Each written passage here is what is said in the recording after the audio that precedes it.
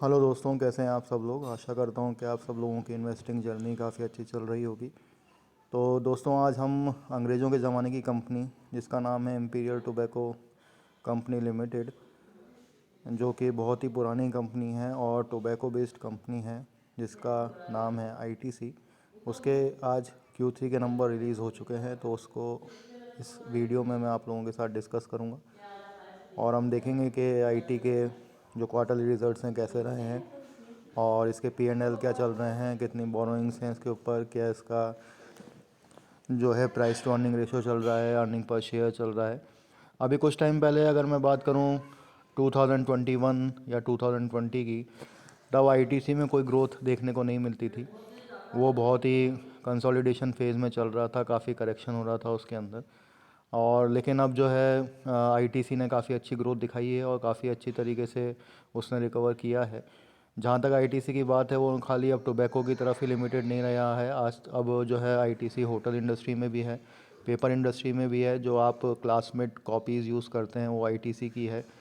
और बिंगो टेढ़े मेढ़े जो वेफर्स हैं, जो आजकल स्नैक्स आते हैं, वो भी आईटीसी का ही प्रोडक्ट है।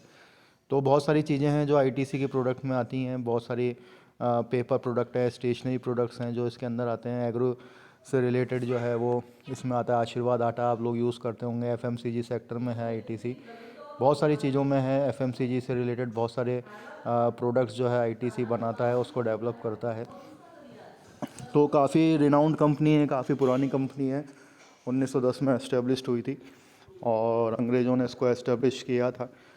लेकिन अब ये इंडिया की होल्डिंग कंपनी हो चुकी है और अब इसके क्या रिज़ल्ट्स रहे हैं वो अब हम एक बार देख लेते हैं।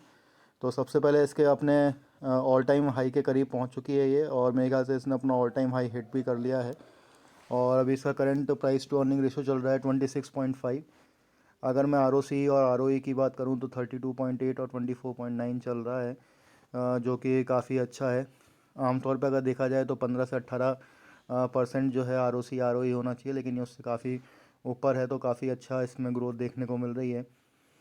अगर मैं इसके 5 ईयर मीडियन पी रेशो की बात करूं तो आप देख सकते हैं वो 22 का है, और 3 ईयर की बात करें हम तो 19.5 का है, और करंट में अभी 26 का चल रहा है। तो ये अब ओवर वैल्यूड हो चुका है दोस्तों। तो जो इसमें इन्वेस्टमेंट करने की सोच रहे हैं, जो एफएमसीजी सेक्टर और टोबैको इंडस्ट्री के उस पर सोचते हैं कि वो अच्छा ग्रोइंग वाला सेगमेंट है, तो अभी आप इसमें वेट करें मेरे हिसाब से।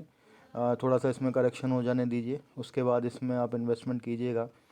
देखिए दोस्तों, कंपनी की परख उसी के हिसाब से होती है कि कंपनी क्या होता है कि 1.5 से 2 साल अपने कंसोलिडेशन फेस में चलती है।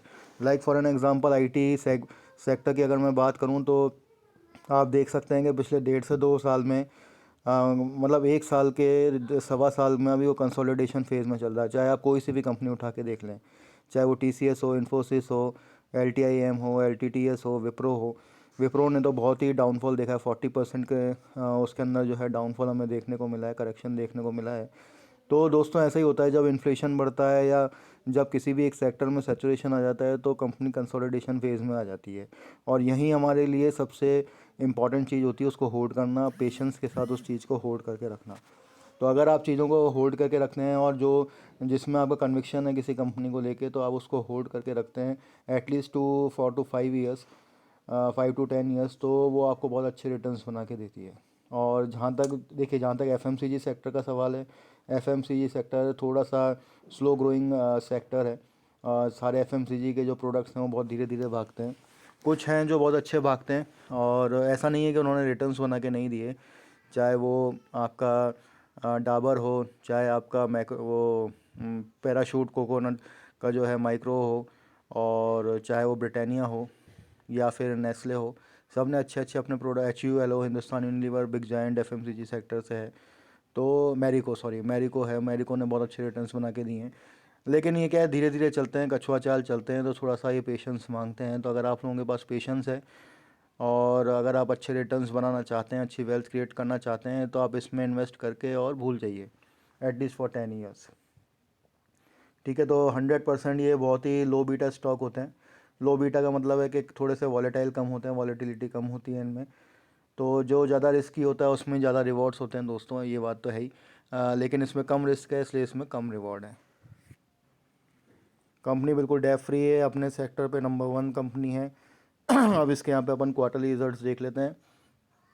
तो आप देख सकते हैं कि इसके सेल्स में जो है क्वार्टर ऑन क्वार्टर इसमें जंप देखने को मिल रही है हमें, और ईयर ऑन ईयर की भी बात करें तो जंप देखने को मिल रही है। ऑपरेटिंग प्रॉफिट मार्जिन्स जो हैं वो बढ़े हैं काफ़ी अच्छी तरीके से, और जो नेट प्रॉफिट है वो भी काफ़ी अच्छा बढ़ा है, 4466 से 5031 हो चुका है। और अर्निंग पर शेयर जो है वो भी 3 रुपये 60 पैसे से बढ़ के 4 रुपये के करीब हो चुकी है। अगर मैं इसका PL देखूं तो आप देख सकते हैं कि इसका अर्निंग पर शेयर 14.43 हो चुका है, और ऑपरेटिंग प्रॉफिट मार्जिन इसके काफ़ी बढ़ चुके हैं, 1% बढ़ चुका है। और अभी एक और क्वार्टर के रिज़ल्ट्स आने बाकी हैं। सेल्स इसने काफ़ी अच्छी बढ़ा ली है अपनी। तो दोस्तों काफ़ी अच्छी कंपनी है। आप देखिए बिल्कुल काफ़ी सेल्स ग्रोथ देखें तो 10 ईयर्स में 8% और 5 ईयर्स में 7% है। और कंपाउंडेड प्रॉफिट ग्रोथ की बात करूं तो 10 ईयर्स में इसने 10% के दिए हैं, 5 ईयर्स में 8% का दिया है। और स्टॉक प्राइस CAGR आप देख सकते हैं 10 ईयर्स का 7% है, और 5 ईयर्स का 7% है, 3 ईयर्स का 21% है। तो दोस्तों अगर अपन इसका एवरेज भी लेते हैं तो मोटा मोटा पकड़ें तो 10 से 12% का तो देता ही है। तो FD से तो ज़्यादा अच्छे रिटर्न बना के दे रहा है ये आपको। वहीं पर अब हम इसके अगर बोरोइंग्स की बात करें तो आप देख सकते हैं मात्र 311 करोड़ की इसके ऊपर बोरोइंग है। और जो इसका रिज़र्व है आप देखिए क्या कमाल के रिज़र्व हैं इसके पास, 63,073। तो दोस्तों ये जो इसके पास रिज़र्व हैं ये एक लार्ज कैप कंपनी का रिज़र्व होता है। अगर इतना किसी के पास मार्केट कैप है, अगर इतना मार्केट कैपिटल है किसी कंपनी के पास, तो वो लार्ज कैप कंपनी होती है। तो इसके पास इतना तो रिज़र्व रखा हुआ है, तो आप देखिए कितनी कमाल की कंपनी है। और अगर मैं इसके शेयर होल्डिंग पैटर्न की बात करूं तो इसमें प्रमोटर्स तो है नहीं, लेकिन आप देखिए FII से एकदम जून 22 के बाद सितंबर 22 और दिसंबर 22 में उसने एकदम से अपना जो है स्टेक जो एकदम से बढ़ाया है। और DIS जो है वो कंसिस्टेंटली अपना जो स्टेक है बढ़ाए रखा, बल्कि दिसंबर में थोड़ा सा कम किया था। और पब्लिक ने देखिए जहाँ पे पब्लिक ने कम किया, देखिए अब यहीं देखने वाली बात होती है कि यहाँ पे पब्लिक ने जो है सितंबर और दिसंबर में अपना जो स्टेक है वो बिल्कुल ख़त्म किया, काफ़ी कम कर दिया, क्योंकि वो परेशान हो गए। आप देखिए यहाँ पे दिसंबर से अगर मैं यहाँ पे देखूँ, शुरू से देखूँ, अगर आप देखिए मार्च 20 से लेके और मार्च 22 तक जो है 45% जो है इसका स्टेक था पब्लिक का। और जैसे ही सितंबर 22 में पब्लिक का स्टेक ख़त्म हुआ, पब्लिक ने अपना शेयर होल्डिंग जो है कम किया, लगभग 1/3 कर दिया। वहीं पे FIIs ने बढ़ा दिया, और ये जो है जो शेयर है वो बढ़ने लग गया। तो आप देख सकते हैं कि सितंबर के बाद से ही, मतलब जब सेकंड क्वार्टर और थर्ड क्वार्टर के रिज़ल्ट आए उसके बाद से ही जो है इस जो ये जो शेयर है उसके अंदर ग्रोथ देखने को मिल रही है, इसके अंदर शानदार जंप देखने को मिल रही है। तो दोस्तों यही कारण होता है, आपको पेशेंटली जो है अभी जो यहाँ पे 14% जो पब्लिक होगी, जो रिटेल इन्वेस्टर्स हैं, वो उसका फ़ायदा ले रहे होंगे। तो जब भी कंपनी कोई भी रॉकेट बनती है तो उस समय हमें थोड़ा सा धैर्य रखना पड़ता है। वही आज मैंने आप लोगों को अभी मेरे आज के वीडियो में बताया था डिविस लैब में, तो डिविस लैब और डिक्सॉन के अंदर वही चीज़ हो रही है। अब उसमें प्राइस करेक्शन और टाइम करेक्शन हो रहा है, तो यहीं पे अपने को क्या करना है, अपने को यहीं पे इन्वेस्टिंग अपॉर्चुनिटी देखनी है और अपने को एवरेजिंग करनी है। जिससे कि मान लीजिए अगर आपने ऊपरी लेवल पे लिया हुआ, जैसे मैंने डिविस लैब को बहुत ऊपर के लेवल पे ले रखा था, तो आज मैंने उसको एवरेजिंग करके मैं अपना जो मैं आज मैं उसके अंदर एक्यूमुलेट कर रहा हूँ, तो मेरी एवरेजिंग काफ़ी अच्छी होती जा रही है। तो यही चीज़ आपको सबके साथ करनी है। अभी डी मार्ट भी बहुत अच्छे लेवल पे चल रहा है, एशियन पेंट्स बहुत अच्छे लेवल पे चल रहा है, पीडीलाइट बहुत अच्छे लेवल पे चल रहा है, ठीक है, डिक्सॉन बहुत अच्छे लेवल पे चल रहा है, रिलैक्सो फुटवेयर बहुत अच्छे लेवल पे चल रहा है। तो हमें यही चीज़ों में अपने इन्वेस्टिंग अपॉर्चुनिटीज़ को तलाशना होता है और इसमें ही इन्वेस्टमेंट करना होता है। तो चलिए हम इसका चार्ट पैटर्न देख लेते हैं। तो आप देख सकते हैं कि आज के दिन भी 0.5% का इसने शानदार रिटर्न दिए हैं, और आप देखिए एक साल में 62% के रिटर्न दिए हैं दोस्तों। यही चीज़ हमें सीख मैं यही चीज़ आप लोगों को बताना चाह रहा हूँ कि जिसमें कि पूरा का पूरा मार्केट डाउन है, पूरा का पूरा सेक्टर्स जो है वो करेक्शन फेज़ में, कंसोलिडेशन फेज़ में चल रहे हैं, वहाँ पे अकेला ITC जो है 62% के कमाल के रिटर्न्स बना के दे रहा है। ठीक है दोस्तों, मतलब अगर मान लीजिए अभी फरवरी 2022 में ही अगर किसी ने 218 पे इन्वेस्ट किया होता तो आप उसमें देखिए उसको 52% का जो है ग्रोथ देखने को मिल रही है। तो यही चीज़ मैं आप लोगों को बताना चाह रहा हूँ दोस्तों कि यहीं पे हम लोग क्या है थोड़ा सा मात खा जाते हैं, और यही चीज़ हमें देखने वाली होती है। ठीक है, अगर मैं यहाँ पे 5 साल के रिटर्न्स की बात करूँ तो आप देखिए 5 साल के इसके कम है, 1 साल के बहुत अच्छे हैं। और अगर हम ओवरऑल की बात करें तो करीब करीब 7,000 के इसने रिटर्न दिए हैं, 95 में कंपनी जो है लिस्ट हुई थी। तो दोस्तों यहीं पे पेशेंस का खेल समझ में आता है और आप लोगों को समझ में भी आ गया होगा कि किस तरीके से हमें पेशेंस रखना होता है।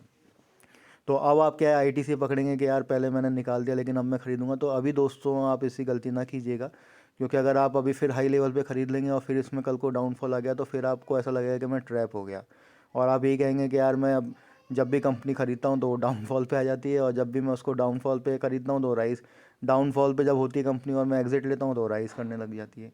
तो दोस्तों आपको टाइम देना पड़ेगा, एटलीस्ट 5 ईयर्स देने पड़ेंगे कंपनी को, अगर किसी भी कंपनी में आपको अच्छे से अच्छे रिटर्न्स चाहिए। तो दोस्तों इसी के साथ मैं अपने वीडियो का अंत करता हूँ। आने वाले टाइम में और भी जितने अपडेट्स आएंगे Q3 के जैसे जैसे अपडेट्स आएंगे मैं आप लोगों को अपडेट करता रहूँगा। तो अगर दोस्तों आप लोगों को वीडियो पसंद आया हो तो आप इसको प्लीज़ लाइक करें, शेयर करें, सब्सक्राइब करें। डिस्क्लेमर के तौर पे बता दूं कि ये मेरा कोई इन्वेस्टिंग रिकमेंडेशन नहीं है, आपका डिसीजन है इन्वेस्टमेंट करने का। अगर आपको अच्छी लगती है कंपनी तो आप इसमें इन्वेस्ट करें, नहीं तो फिर आप अपने हिसाब से जो भी डिसीजंस लेने हैं आपको लेने हैं। तो इसी के साथ दोस्तों मैं वीडियो का अंत करता हूँ। Till then keep on investing.